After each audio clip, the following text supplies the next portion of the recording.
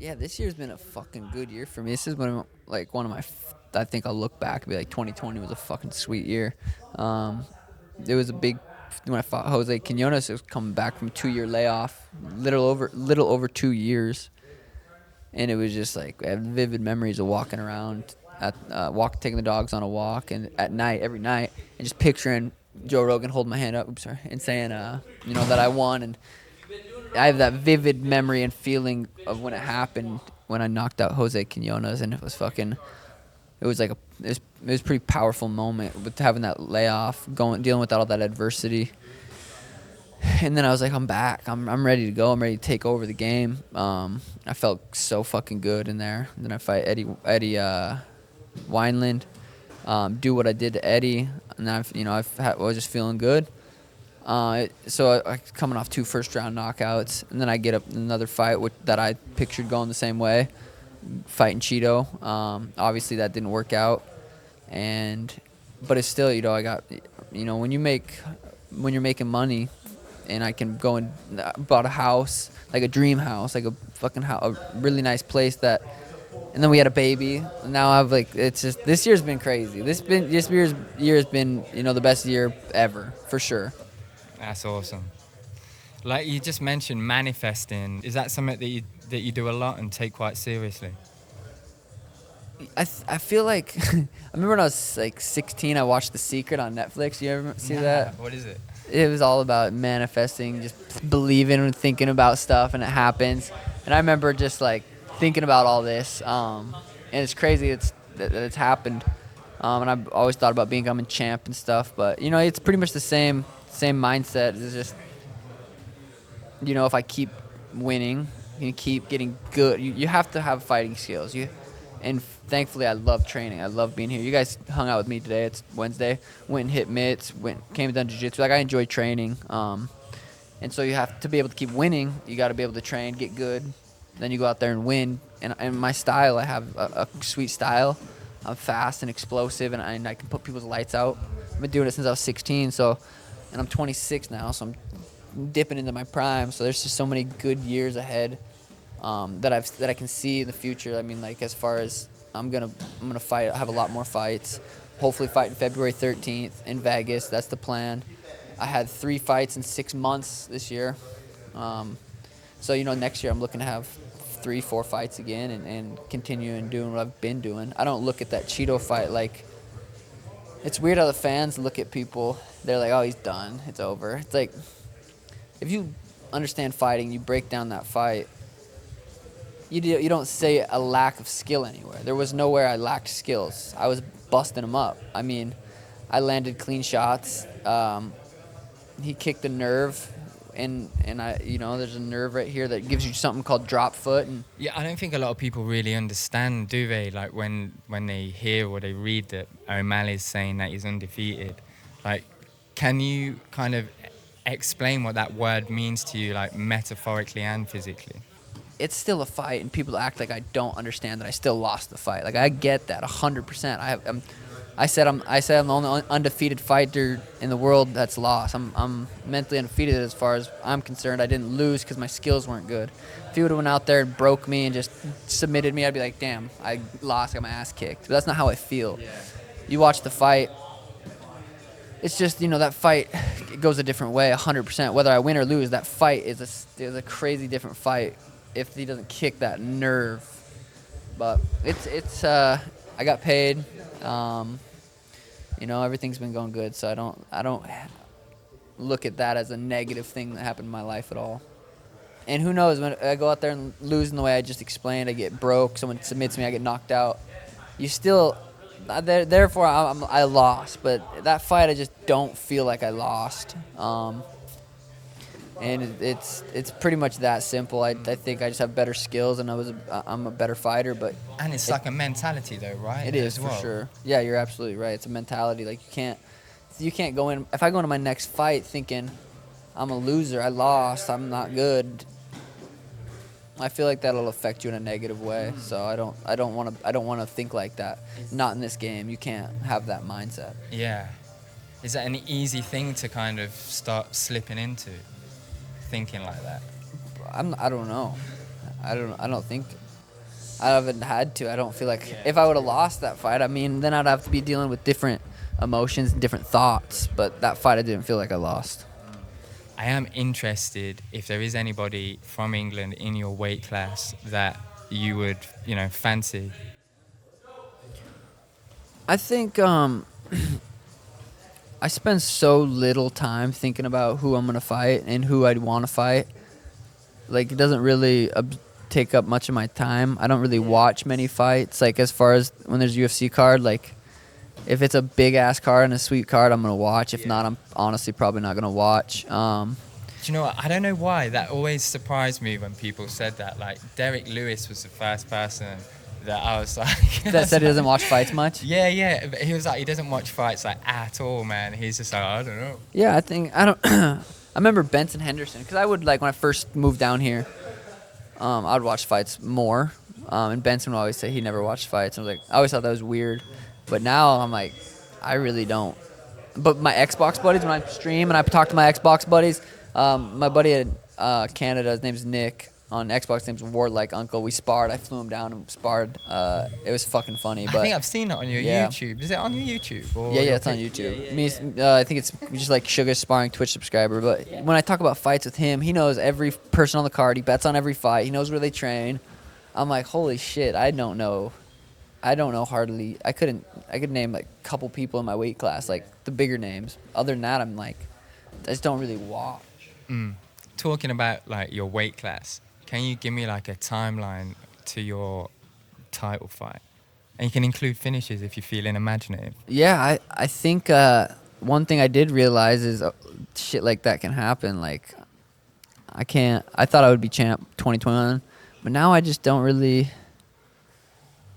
It's just so hard to say. I mean, this is when I fought Andre's soccer mom. I was out for... Andre's soccer mom? Yeah, I was out. You've just... Sorry. I just say it naturally. It just comes out. My foot was fucked, and I was out for a long time. And then I had that injury happen, and I rolled my ankle like 5 times in a row. And, you just have to... I wanted to fight in October. I wanted to fight in November. I wanted to fight in December. I'm glad none of those worked out because I don't think my body was ready. But it's just hard to say with injuries. I fucking love fighting, and like I said, I fought 3 times in 6 months. I was on a roll. If that injury doesn't happen, I knock out Cheeto, I'm fighting again a couple months later. So I love fighting, and I want to get in there as much as possible. But injuries is fucking, they're tough. And Cheeto's obviously got Jose Aldo now, which is an sweet interesting fight. That is interesting. That fight I'm going to watch 100%. I think that's a sweet fight, and it has my attention for sure. Like, Aldo's a fucking legend. Pretty much anytime Aldo fights, I'm going to tune in. And now Cheeto, we have history, and it's, I'm interested in how that fight plays out. Not even from just a competitive standpoint, but as a fan, I'm interested in. I'll watch that fight. For real. How do you pair it with someone like Jose Aldo? Aldo at 35, I think looks good as fuck. I think he looks. He looks good. His first couple rounds. That he's a scary motherfucker to fight. He's powerful. He's fast. He has a twitch. The only real thing is he kind of gasses later in the rounds, and the fight goes on. He gasses, but when he fought Marlon, he looked good for 15 minutes. He fought Marlon than Peter, right? Yes. And then Peter just looked better. He just had more skill, more smarter game plan. But yeah, Aldo. Me versus Aldo is a very interesting fight. I think that's like a striker's fight, sweet fight. Anytime Aldo fights, I think it's a sweet fight. I'm a fan of his. And you say you're looking to get back in on February the 13th? Yeah, February 13th I think will be a perfect date. Just need someone to fight you. Yeah, the UFC, they offered me a fight. I said yes, and we're just waiting on them to say yes to kind of confirm it, and we'll go from there. But have you been waiting a long time? Yeah, I mean, when I fought, it was August. Like I said, I like fighting multiple times a year, and I fought in August. That's I feel like it was a long time ago. I'm ready to get back in there, and I love what I think I love. What I'm addicted to is the performing, the competition, and the performing is such a sweet thing. And it just happens to be I was good enough at fighting to be able to go out and perform. That's what I love doing is performing. So anytime I get in the octagon, it's fucking awesome. Yeah. It's a walkout. Like, how surreal is that moment, man? It's a weird moment because in the back for me, I feel like, well, okay, what's the best way to go about getting in a fist fight, going to war? And I think for me, calming my mind, getting into it, like deep breathing. I do it before every fight. I follow my breath. I do some breath exercises, and I just get in this very calm state.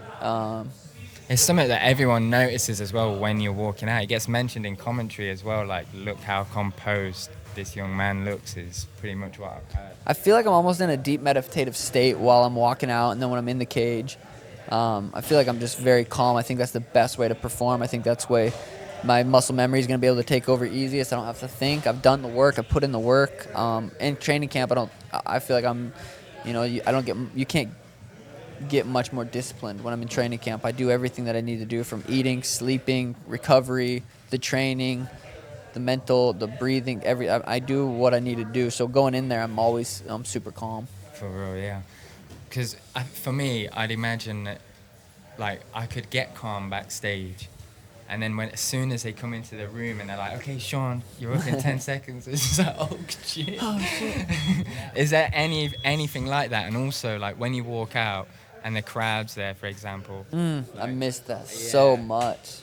Fuck. Like, obviously you say you're in a deep meditative state, but like, how distracting is that, like, from a self-awareness perspective?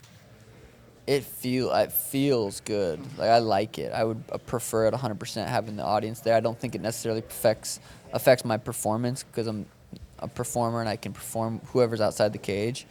But you're missing out on a feeling that you get walking to the cage when the crowd's there. It's different. Oh gosh, it's like doing lots of drugs. I fought in March, crowd there when I fought Jose, and then I fought in June, Eddie, no crowd, and it was clearly didn't have an issue performing. But I think the walkout and then the after, when I dropped Eddie, that was a legendary knockout, and that would have been crazy in Vegas at T-Mobile.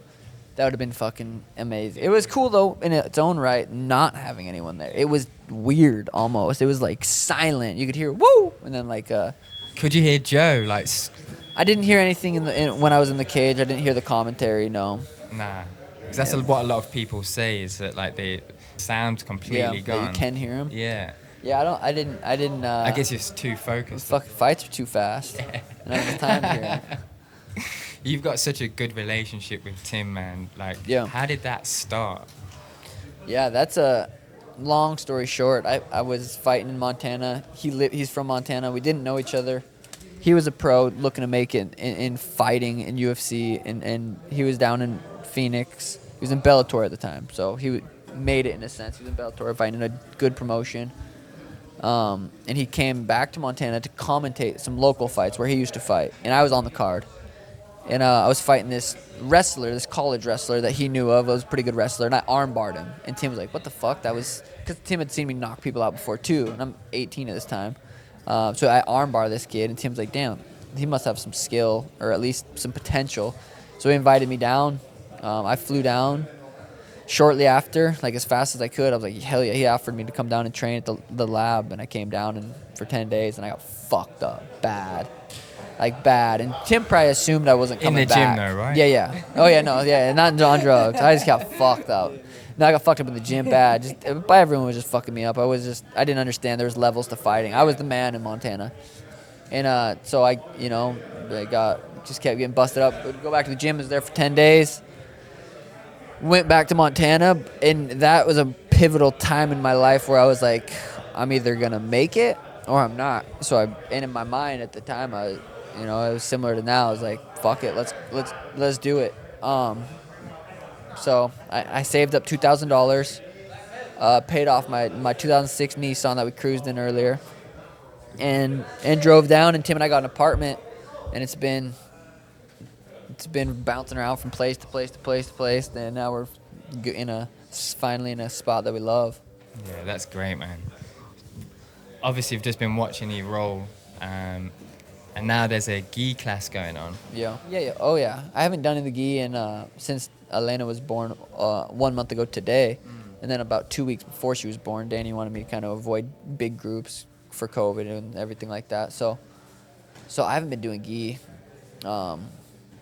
in about a month and a half, and I'm fucking excited to come back. I say it like I was telling you, I'm like, I'm not, because it doesn't sound like that fun. I'm like, I love no gi, I love striking. But every time I do gi, I get addicted to it. I want to learn, de la Hiva. I want to learn all the grips, and it's like fun as fuck. Obviously, everyone's completely different. What are some of the benefits that you get out of training gi that you can apply into MMA that even might sound really obvious? Yeah, I think you're doing jujitsu, like you're understanding jujitsu more, and I think that obviously transfers over into MMA. But I don't do jujitsu to get better at MMA. It helps and it works, but I do jujitsu because it's fucking fun and I love jujitsu. Like I love doing real jujitsu, except for when people sit on their butt and play that game too much. That's not my favorite, but I love the sport of jiu-jitsu. And I think doing gi definitely helps your defense. Just helps you stay tighter, and anytime you're doing jiu-jitsu, you're understanding it more and more. And in the gi, I feel like just makes it more. It's more like chess rather than checkers. Is a term you've heard a lot, but that's the truth. It's just like it makes jiu-jitsu. I don't know how to explain it. It's fucking fun though. The gi is fun. Yeah, anytime we're at these night classes, we hit the vaporizer, and I feel like it just you just flow. It's so sweet. I love doing jiu-jitsu high. When I do competition training with like Tanquinho, like when it's our 10-minute rounds, I could get high and do it, but usually I'm jacked up on caffeine. Those are in the morning, 11 a.m. Like, let's fucking go. Yeah. These afternoon classes are more white belts, blue belts. I'm usually more superior, so I can get high and get into different positions and just think about jiu-jitsu in a different sense than just constant.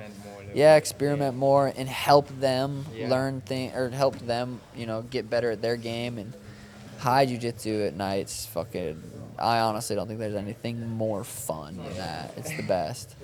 To end it, you have just become a new father. Yeah. What is that like, man? Is that like superseded all expectations, good or bad? Yeah, I think, I remember breaking up with a girl in middle school because she didn't want to have kids someday. Like, I remember being young and being like, I want to have kids. For whatever reason, I've always wanted to be a dad. Yeah. And it's the coolest it's so trippy looking at her face, whether she's when her eyes are open and she's starting to make eye contact.